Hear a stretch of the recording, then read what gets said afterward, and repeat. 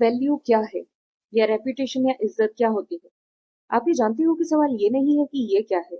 जरूरी सवाल ये है कि ये आया कहाँ से। ये शब्द जिसका अर्थ हम खोज रहे हैं। दुनिया में हम आधे से ज्यादा जीवन किसी भी चीज का मतलब खोजने में लगा देते हैं। पर क्या ये सही है? किसी ने ऐसा किया तो इसका क्या मतलब है, या वैसा किया तो उसका क्या मतलब है? पर क्या हमें ऐसे जजमेंट्स कहीं लेकर जाते हैं? नहीं, ये हमें कहीं भी नहीं लेकर जाते। दुनिया हमको ज्ञान देती है कि फोकस करो तभी कहीं पर पहुंच पाओगे। पर क्या एक्शन इंपॉर्टेंट नहीं? तो क्या ड्रीम पर फोकस करते हुए हम एक्शन पर फोकस्ड रह सकते हैं?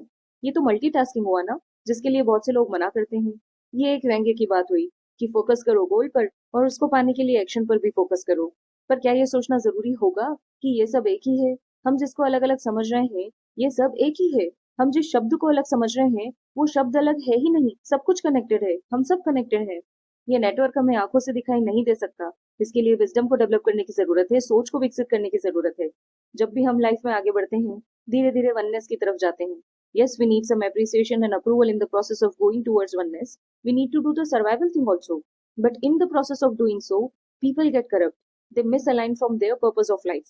Your life is not in doing particular set of things which all our ancestors performed earlier and the same you will do and wait for the death to come and take you away. No, no, please don't do this with yourselves.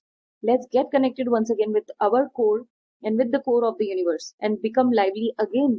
People may judge you for not doing things which are necessary according to them, but this conduct should not get in between the purpose that you want to accomplish in your life. If you don't understand something in life, then remember that we all are one. One with the universe, one with the God, one with the goal. And that means vibrating at a higher level of consciousness. People have almost forgotten what they existed for. The realness is shadowed behind the conditioning of the world. But, the question is, who taught you to dim your light? Nobody, right? People are not asking for your light. They are shutting it down. ताकि others में shine, जिससे उनका corrupt system takes the power and we become weak day by day. I mean really, who is forcing you and why are you not fighting back? This must be the question. Why are you getting dependent on the system for anything? The reason of feeling stuck is not from the system, it's from our dependency. Because system keeps you thinking कि मैं ही सही हूँ and मैं कर रहा हूँ ना तुम्हारी needs को fulfill, तो तुम्हें कुछ भी करने की जरूरत ही क्यों है?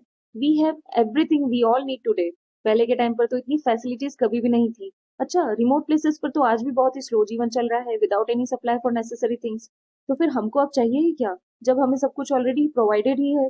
एक डिसेंट नॉर्मल सैलरी है, एक बच्चा है या बहुत से बहुत दो हैं. पर क्या आपको नहीं लगता कि खुद की लाइट खुद को ही बनना पड़ेगा? We can not bring the purpose of our life to satisfaction. Are we here for consuming and one day gone?